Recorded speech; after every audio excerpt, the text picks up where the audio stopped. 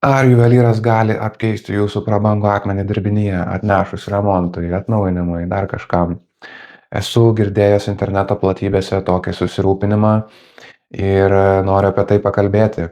Tai visų pirma, Lietuvoje, tikriausiai iš tokių didesnių akmenų, kas dar gali būti sutinkama, pusantro karato, 2 karatų, kalbu apie deimantus.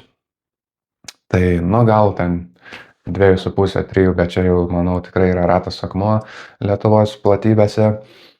Tai visų pirma, kad tokį akmenį atneštų pataisymui, atnaujinimui pas juvelyrą, jisai greičiausiai turės, bent jau 10 metų patirtį ir klientų pasitikėjimą.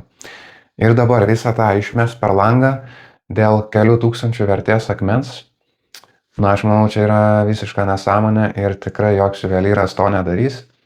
O ką jau šnekėt apie tos mažiukus, ten 2–3 mm akmenukus, jie mum absoliučiai jokios vertės neturi, kalbant apie vagystes, ir tai yra visiškai lempinė maklė. Tai galiu pasakyti, kad tikrai juvelyrai taip nesielgtų.